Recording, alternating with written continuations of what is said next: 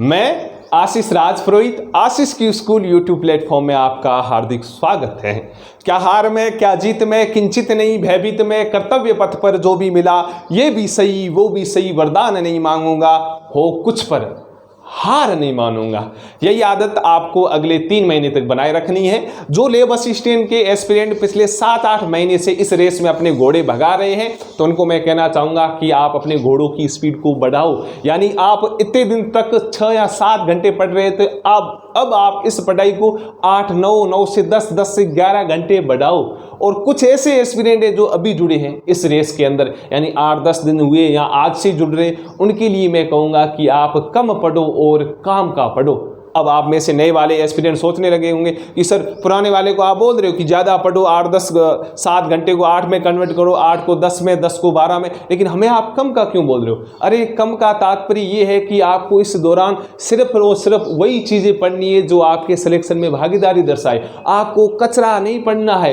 3 महीने का समय अपने आप में अधिक भी है और कम भी है। अब आप सोचने लगे होंगे सर कम कैसे है और अधिक भी कैसे? अधिक का तात्पर्य मैं कहूँ तो यदि आप इस दौरान सिर्फ और सिर्फ आपके जो सिलेबस में मेंशन की हुई जो सब टॉपिक है उन्हीं के ऊपर फोकस करते हो, वो भी आप पिछले 2016 और 18 के पेपर के आधार पे, तो ये 3 महीने का समय बहुत है। यदि मैं कहूँ ये समय बहुत कम है, कम का तात्पर्य है कि यदि आप कचरा पढ़ते जा रहे हो बिना किसी गाइड के, जो सामने आ रहा है वो पढ़ते जा रहे हो, तो आप लेब असिस्टेंट के सिलेबस को 3 वर्ष में भी पूरा नहीं कर पाओगे। इस दौरान जो नए एस्पिरेंट जुड़े हैं उनको मैं बाकायदा कहूंगा कि आप कम पढ़ो और काम का पढ़ो।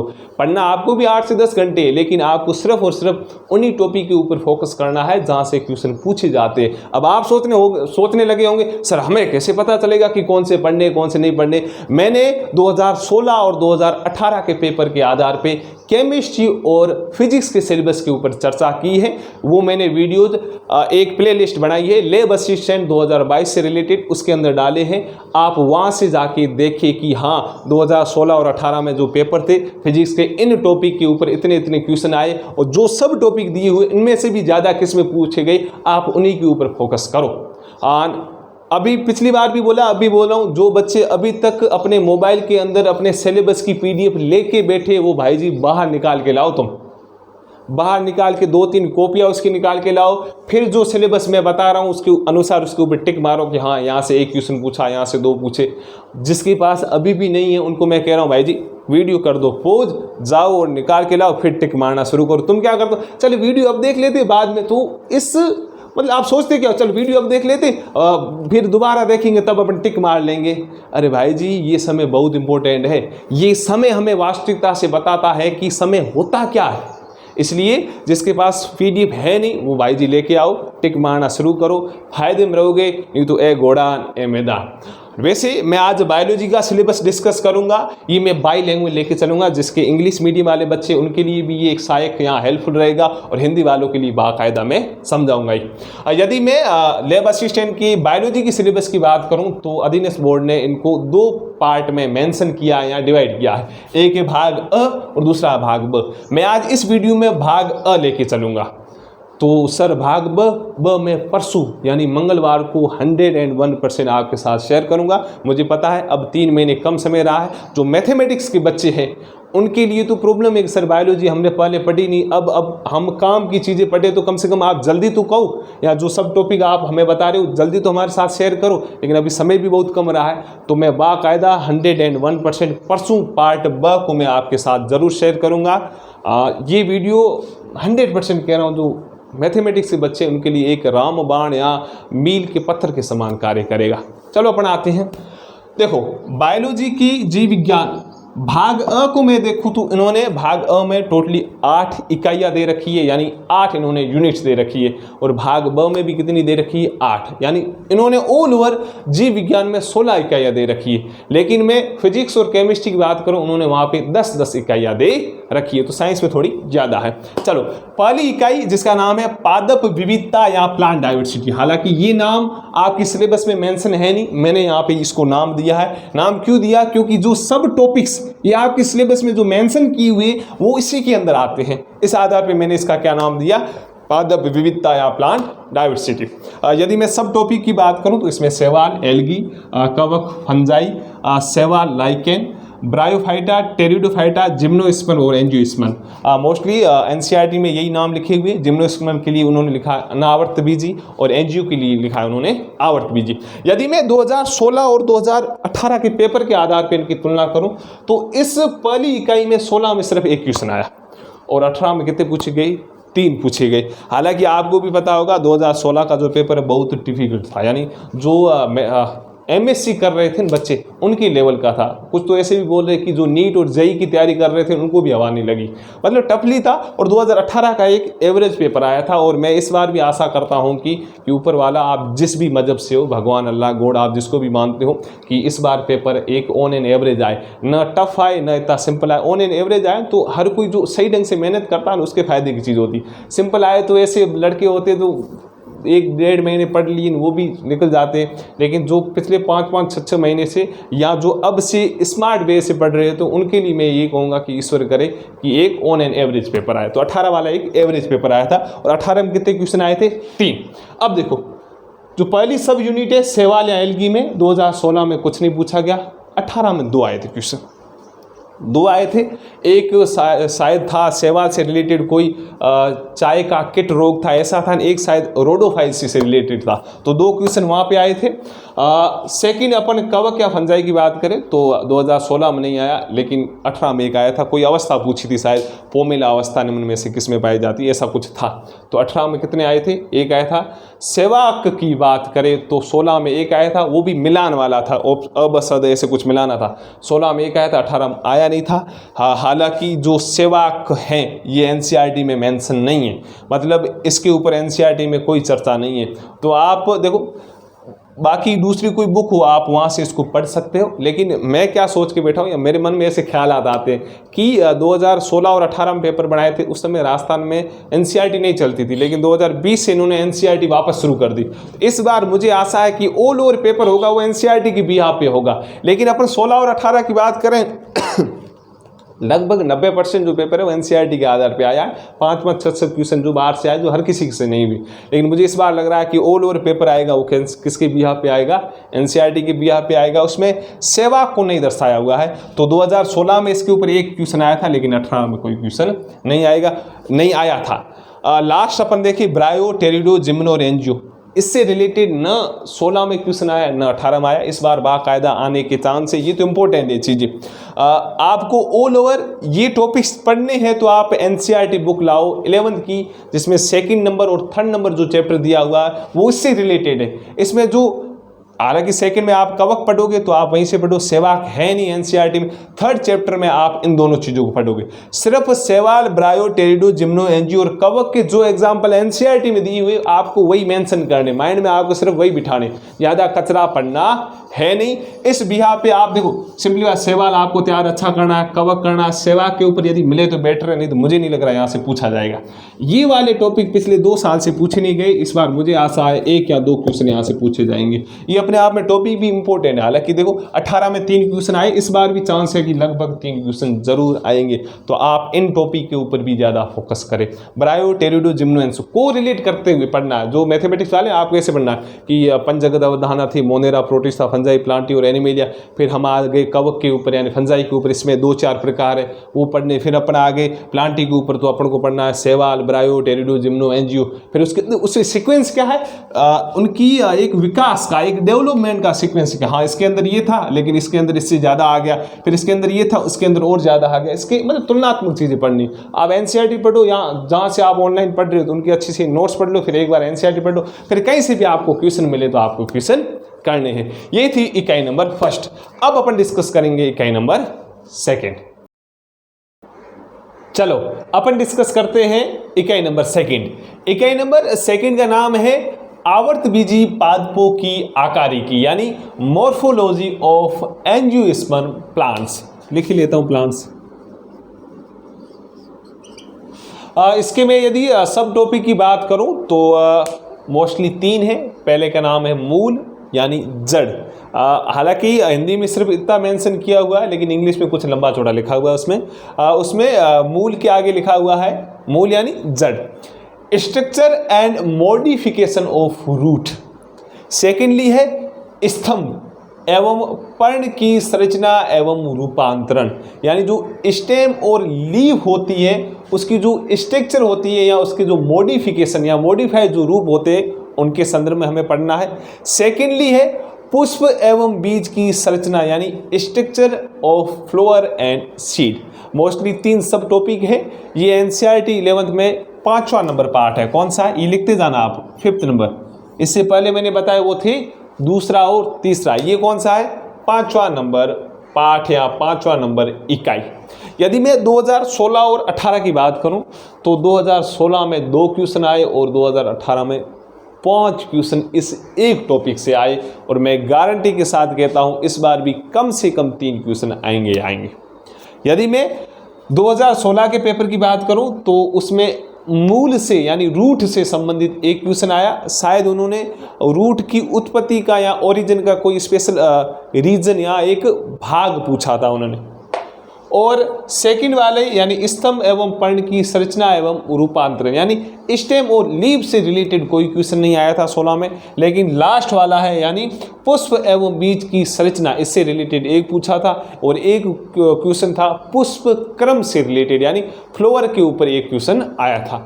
यदि मैं 2018 की बात करूं, पहले भाग से एक ही क्वेश्चन आया मूल से रिलेटेड, वो भी जड़ से रिलेटेड आया था। सेकेंडली है उसमें भी एक क्वेश्चन आया था जिसमें उन्होंने पूछा था स्तंभ का मतलब तने का कोई मॉडिफाइड रूप पूछा था, जिसमें हम पढ़ते हैं रनर स्टोलन करके, आप भूस्तारी करके, हिंदी मुझे तो याद नहीं। तो एक तने का रूपांतरण रूप पूछा था 2018 में। और 2018 में भाई जी तीसरे भाग से 3 क्वेश्चन आए। कितने आए? 3।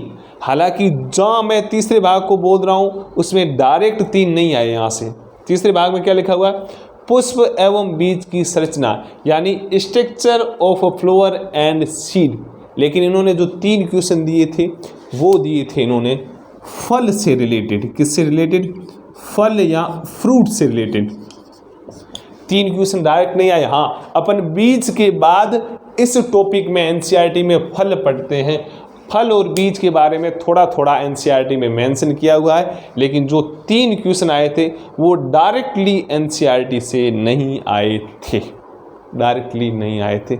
उसमें एक था ज्वार के फल को क्या कहते हैं, ऐसा करके था। एक था नाशपाती और सेब के फल के खाने योग्य भाग कौन सा होता है, और एक था लीची का खाने योग्य भाग कौन सा होता है। और इनका डायरेक्ट एनसीईआरटी में इतना मेंशन किया हुआ नहीं है।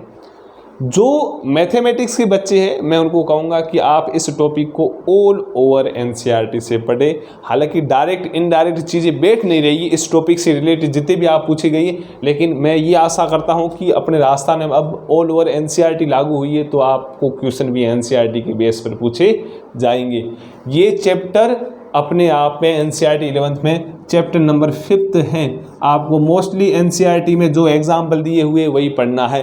यदि आपको लगता है कि सर देखो 3 क्वेश्चन थोड़े एनसीईआरटी के बेस इतने थे नहीं फिर भी हम इनको पढ़ना चाहे तो आप फल, बीज और पुष्प को, खास करके बीज और फल को, यदि आपके पास दूसरी कोई गाइड है यानी बड़े बड़े संस्थानों के मॉड्यूल हो या उनकी सीटें हो तो वहाँ से आप फलों को और बीजों को ज़रूर पढ़ें यदि आपके पास एक्स्ट्रा टाइम है तो। लेकिन मोस्टली आपको कवर अप करना है एनसीईआरटी से।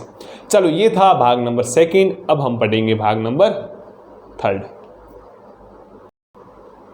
चलो अपन डिस्कस करते हैं इकाई नंबर 3 जिसका नाम है पादप शरीर या प्लांट एनाटॉमी। ऑल ओवर इसकी 2 सब यूनिट है जिसमें पहला नाम है उत्तक एवं उत्तक तंत्र यानी टिश्यू एंड टिश्यू सिस्टम, और दूसरा है द्वितीयक वृद्धि यानी सेकेंडरी ग्रोथ। 2016 में और 2018 में इसमें एक एक क्वेश्चन पूछा गया। हालांकि मैं मेरी मन की बात कहूँ, हालांकि हर बार मन की बात तो मोदी जी करते रहते, लेकिन मैं मेरी मन की बात कहूँ भाई जी ये मुझे बहुत दोहरा लगता था टॉपिक। मतलब यदि बायोलॉजी पढ़ने के लिए बोले और बोले कि सबसे पहले तू ये पढ़, तो मतलब मेरे माथे के ऊपर एक सोटा मार दिया आपने, ऐसा लगता था। तो मैथ वालों को कहूँगा कि भाई जी तुम ये बाद में पढ़ना इस टॉपिक को। हालांकि क्वेश्चन एक एक पूछे गए, इस बार भी शायद एक आधा पूछ दे या 2 पूछ दे जैसे आपकी किस्मत, लेकिन मुझे दोहरा लगता था ये टॉपिक, यहाँ डिफ़िकल्ट बोलो ऐसा लगता था। तो 2016 में एक क्वेश्चन आया था ये क्वेश्चन सेकंड जो पार्ट है या सेकंड जो सब यूनिट है यानी द्वितीयक वृद्धि के ऊपर आया था, जिसमें इन्होंने सही कथन चुने ऐसा करके था। कोई तना या जड़ से यानी स्टेम और रूट से रिलेटेड था और सेकेंडरी ग्रोथ से संबंधित एक क्वेश्चन आया था। 2018 में एक क्वेश्चन आया था, लेकिन ऑल ओवर टॉपिक से आया। देखो मैंने बीच में लिखा, ना ऊपर लिखा ना नीचे लिखा। उसमें पूछा गया था कि एक उपकरण के बारे में पूछा गया था, एक इंस्ट्रूमेंट के बारे में कि पादप के तने की मोटाई यानी व्यास को मापने के लिए किस उपकरण का यूज किया जाता है। तो ये थी हमारी इकाई नंबर 3 और अब अपन डिस्कस करेंगे इकाई नंबर 4।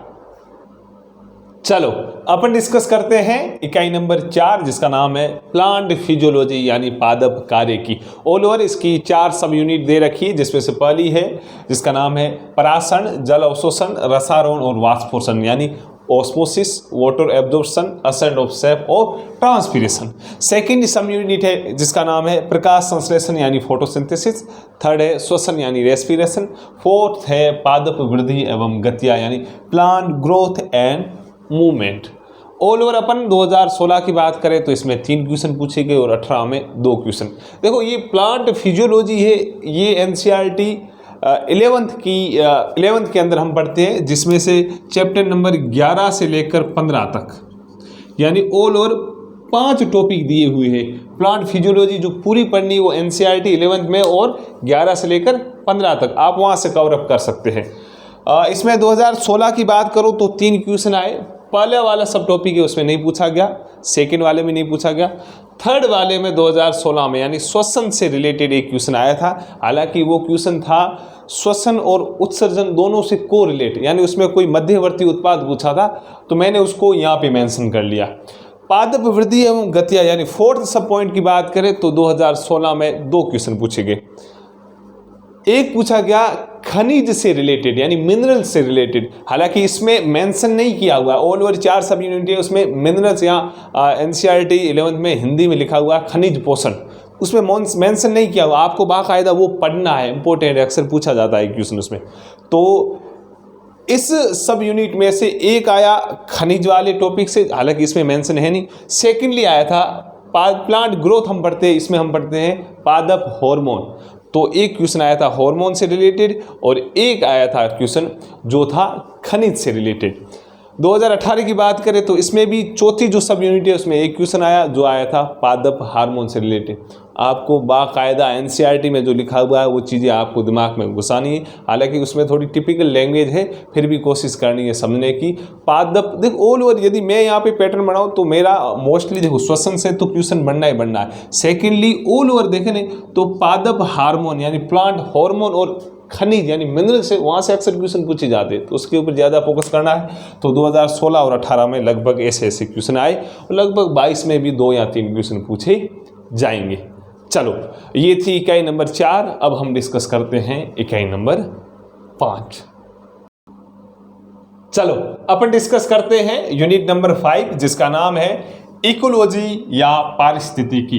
यहाँ पे मैंने सब यूनिट को मेंशन नहीं किया क्योंकि जहाँ तक जो दी हुई चीज़ें उसके अंदर वो ऑल ओवर मैं एक के अंदर मान रहा हूँ।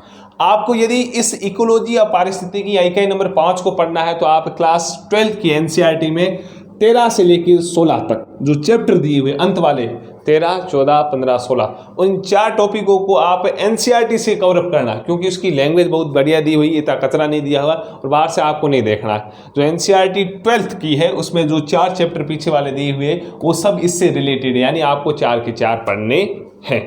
मैं यदि 2016 की बात करूं तो इसमें एक क्वेश्चन आया और 18 में कितना एक आया, वो भी एक आया था जैव विविधता और प्रदूषण से रिलेटेड। 2016 में आया था वो आया था प्रदूषण से रिलेटेड और 2018 में जो क्वेश्चन आया था वो आया था बायोडाइवर्सिटी यानी जैव विविधता, वो भी इसमें कोई सम्मेलन पूछा था। तो ये 2 क्वेश्चन आए थे। आपको यदि इकोलॉजी ऑल ओवर पढ़नी है तो आप 12th की एनसीईआरटी में चैप्टर नंबर 13 टू लेके 16 तक पढ़िएगा। चलो अपन अब डिस्कस करते हैं इकाई नंबर 6। हम डिस्कस कर रहे हैं इकाई नंबर 6 जिसका नाम है जैव प्रौद्योगिकी यानी बायोटेक्नोलॉजी।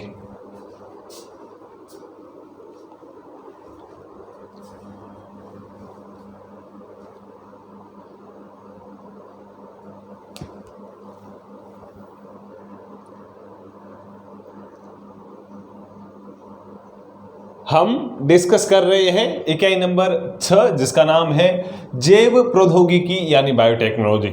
ऑल ओवर इसकी 4 सब यूनिट है, जिसमें से पहली है जिसका नाम है सामान्य जानकारी यानी जनरल अकाउंट करके।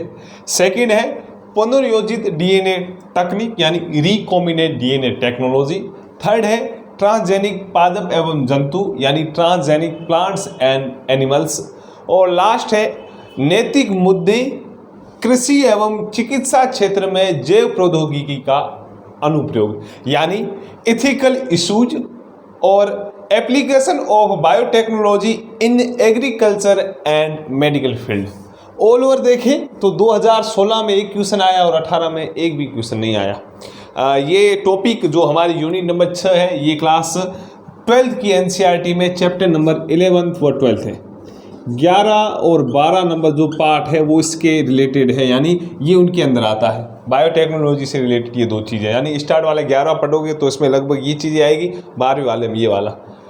16 में एक क्वेश्चन आया, वो भी एक क्वेश्चन आया था पुनर्योजित डीएनए तकनीक, यानी उसमें कोई क्लोनिंग वाहक यानी क्लोनिंग फैक्टर के बारे में क्लोनिंग वेक्टर के बारे में पूछा गया था।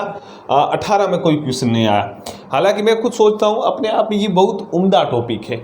यानी ऑल ओवर अपन बायोलॉजी की बात करें तो जेनेटिक्स, बायोटेक्नोलॉजी, सेल बायोलॉजी, ये अपने आप में ऐसे टॉपिक है जहाँ से हर कॉम्पिटिशन एग्जाम में क्वेश्चन पूछे जाते, लेकिन 2018 में कोई क्वेश्चन आया नहीं और 16 में एक आया। मैं आशा करता हूँ बाकायदा इस बार 100% 2 या 3 क्वेश्चन यहाँ से आएंगे। मोस्टली मेडिकल साइंस पूरी टिकी हुई इसके ऊपर है। मुझे लग रहा है भले 18 में एक क्वेश्चन भी नहीं आया, लेकिन 22 में 2 या 3 क्वेश्चन यहाँ से आएंगे।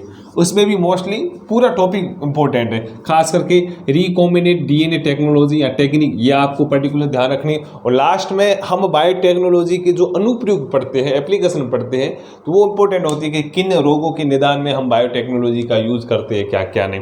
हालांकि भले इसमें कम क्वेश्चन आए, लेकिन आपको इसके ऊपर ज़्यादा फोकस करना है। क्लास 12th की एनसीईआरटी में चैप्टर नंबर 11 वो 12th दिया हुआ है इससे रिलेटेड। ये थी हमारी यूनिट नंबर 6। चलो डिस्कस करते हैं इकाई नंबर 7 जिसका नाम है पादपों का आर्थिक महत्व यानी इकोनॉमिक इंपोर्टेंस ऑफ प्लांट। यदि 2016 और 18 की बात करें तो इसमें कोई भी क्वेश्चन पूछा नहीं गया। यदि वो लोग देखें तो अपन एनसीईआरटी खुद डायरेक्ट इससे कोरिलेट नहीं करती, यानी एनसीईआरटी में ये टॉपिक डायरेक्टली नहीं दिया हुआ है। यदि अपन क्लास 12th की बायोलॉजी की एनसीईआरटी देखते हैं तो चैप्टर नंबर 9 है जो थोड़ा बहुत इसको मेंशन करता है। चैप्टर नंबर जो 9 है वो इससे थोड़ा बहुत रिलेटेड है।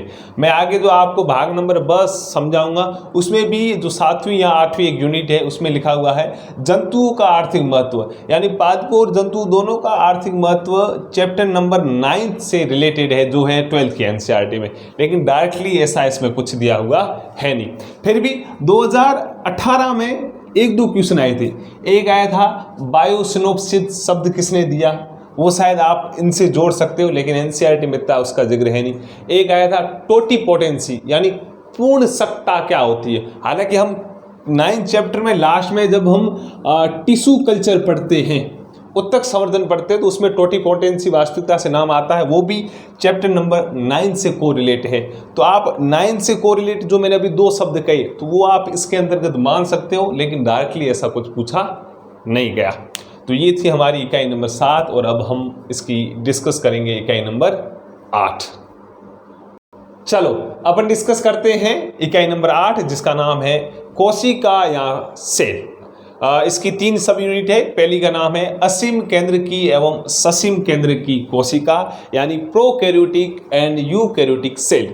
सेकंड है कोशिका सिद्धांत यानी सेल थ्योरी और लास्ट है कोशिका विभाजन यानी सेल डिवीजन।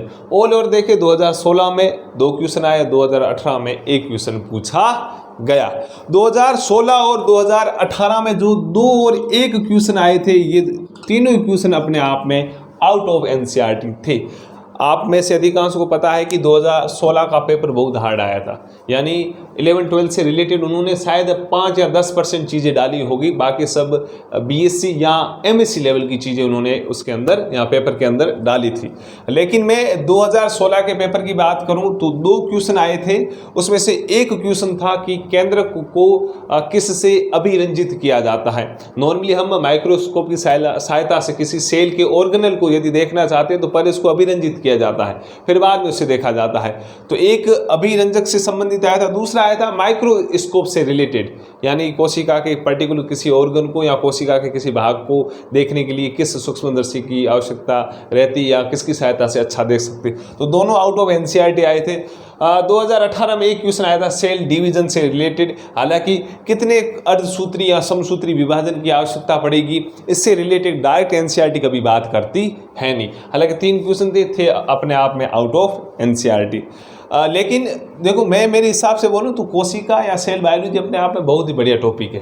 हालांकि मुझे समझ में नहीं आ रहा कि सेल बायोलॉजी है, बायोटेक्नोलॉजी है, इसमें से कम क्वेश्चन क्यों पूछे जा रहे हैं। रीज़न मुझे पता नहीं, लेकिन मैं एग्जामिनर होता तो बाकायदा इससे अच्छे क्वेश्चन पूछता। तो यदि इस बार आप पढ़ रहे हो तो ऑल ओवर आपको सेल और सेल डिवीज़न दोनों ही चैप्टर आपको पढ़ने हैं जो क्लास 11th की एनसीईआरटी में मेंशन किए हुए है। पढ़ना पूरा, हालांकि इसमें सिर्फ इतना लिखा हुआ है प्रोकैरियोटिक यूकैरियोटिक, लेकिन आपको प्रोकैरियोटिक कोशिका, यूकैरियोटिक कोशिका, फिर यूकैरियोटिक कोशिका में जो कोशिका अंगक होते हैं यानी सेल ऑर्गेन होते हैं वो आपको ऑल ओवर पूरे पढ़ने, यानी गोल्जी बॉडी, माइटोकॉन्ड्रिया, दूसरे सब पढ़ने। फिर कोशिका सिद्धांत, एनसीईआरटी सिर्फ इतना ही बोलती है कोशिका सिद्धांत, स्लाइडेन तथा स्वान ने दिया, लेकिन आपको ऑल ओवर देखना है एनसीईआरटी के विभाग पे। कोशिका विभाजन, सेल डिवीजन पूरा अलग से एक चैप्टर है, आपको पूरा समझना है। तो ये थी हमारी इकाई नंबर 8। यदि मैं ऑल ओवर देखूं, जहाँ तक मैंने आपको इकाइयाँ 8 तक जो इकाइयाँ करवाई है, तो 2016 में अ भाग में टोटल क्वेश्चन आए 11 और 2018 में अ भाग से क्वेश्चन आए थे 12। मैंने जो डायरेक्ट यहाँ पे आपको मेंशन करवाए। 2-3 और क्वेश्चन है, अभी मैंने बोला था कि टोटिपोटेंसी है या बायोसिनोप्सिस है या कनाडा बाल्सम है, वो भी लगभग इनसे को रिलेटेड, लेकिन डायरेक्टली मैं बोल रहा हूँ 2016 में अब आग से कितने क्वेश्चन आए 11, 2018 में आए 12। ऑल ओवर देखे तो 16 और 18 में लगभग 33 क्वेश्चन आए थे। इसका मतलब जीव विज्ञान के भाग नंबर ब से, किससे, ब से ज़्यादा क्वेश्चन पूछे गए हैं। और ब नॉर्मली सिंपल इतना हार्ड है ही नहीं। इसमें हम पढ़ते हैं बॉटनी, यानी बायोलॉजी में बॉटनी वाला पार्ट मोस्टली हम इसमें पढ़ते हैं। मैं भाग नंबर ब लेके आ जाऊंगा, उसमें हम पढ़ते हैं जूलॉजी से रिलेटेड, जो अपने आप में सरल है। इसका मतलब अधिकांश, मतलब अ और ब भाग की मैं तुलना करूं तो लगभग 60 से 65% क्वेश्चन पूछे जाते हैं भाग नंबर ब से, और लगभग 35-40% क्वेश्चन पूछे जाते हैं भाग नंबर अ से। इसका मतलब ऑल ओवर अपन बात करें तो आपको ज़्यादा फोकस करना है भाग नंबर ब पर। ब वाला वीडियो मैं परसों 101% लेके आऊँगा। इनमें अपन देखें तो मैंने आपको इकाई नंबर फर्स्ट बताई, इकाई नंबर सेकंड में क्वेश्चन भी ज़्यादा पूछा है, इनके ऊपर आपको ज़्यादा गौर करना है। हालांकि बायोटेक्नोलॉजी, सेल डिवीजन में इतने क्वेश्चन पूछे नहीं गए, फिर भी आपको देखना क्या भरोसा इस बार क्वेश्चन पूछे जाए। जो मैं परसों जो इकाई नंबर ब या भाग नंबर ब लेके आऊँगा वो इम्पोर्टेंट है, उससे ज़्यादा क्वेश्चन पूछे गए हैं। तो ये था हमारा भाग नंबर अ। मैं आशा करता हूँ इससे रिलेटेड अधिकांश चीज़ें आपके माइंड में बैठ गई है, और अभी भी कह रहा हूँ ये आप ऐसे मेंशन किया करो और इसके आधार पे आप तैयारी किया करो। चलो, गुड लक, अपने स्वास्थ्य का ध्यान रखिए, बढ़िया जी जान लगा के मेहनत कीजिए। ये 3 महीने मतलब खुद की ऐसी की तैसी करवा दो, पता नहीं चलना चाहिए दिन कब उदय हुआ, रात कब हुई, क्या है क्या नहीं। पूरा फोकस आपकी पढ़ाई के ऊपर होना चाहिए, आपकी पढ़ाई के ऊपर। बार बार चीज़ों को पढ़ो, डिप्रेस होना नहीं है। बस मन को इतना समझाओ कि यार मैं पढ़ रहा हूँ, मैं अपना 100% दे रहा हूँ, मेरा अच्छा ही होगा। हालांकि ख्यालात आते हैं अपने मन में कि यार सिलेक्शन नहीं हुआ तो क्या होगा, क्या नहीं हुआ। उस समय मन को समझाए, कहीं तू मन न डफोड़े बढ़ाओ ना यार, इतनी थाम में अक्ल है, तुम बच्चे तो हो नहीं। मन को भी थोड़ा डफल बढ़ाओ, मन को समझाओ यार देख मैं पढ़ रहा हूँ 8-10 घंटे, मैं सही ढंग से थ्योरी तैयार कर रहा हूँ, नंबर ऑफ क्वेश्चन जैसे मेरे से बन रहे वो मैं कर रहा हूँ, तो मेरे साथ ऊपर वाला अच्छा ही करेगा। तो पॉजिटिव रहो, अपने स्वास्थ्य का ध्यान रखो। यदि कोई और भी डाउटफुल चीज़ें हो तो आप ज़रूर मेरे साथ साझा करें। साझा का जो साधन है आपको पता है, आप मेरे जैसे ही चैनल को ओपन करते हो तो सबसे ऊपर की ओर मेरे मोबाइल नंबर आ जाते हैं।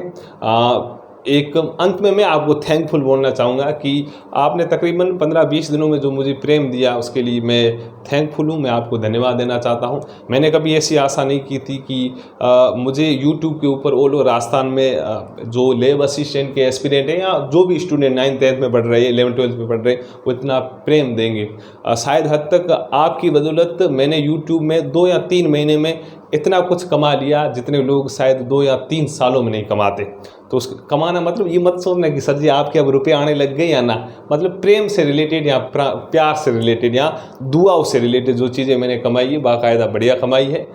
मैं कामना करता हूँ यदि आप 100% एफर्ट के साथ पढ़ाई कर रहे हो तो आप ज़रूर इस बार सेलेक्ट होंगे। पॉजिटिव रहो, फिर भी डाउट आते हो तो आप मेरे साथ शेयर किया करो, मुझे आप पर्सनली कॉल किया करो। मैं 100% आपको सेटिस्फाइज करने की कोशिश करूँगा। चलो, गुड लक।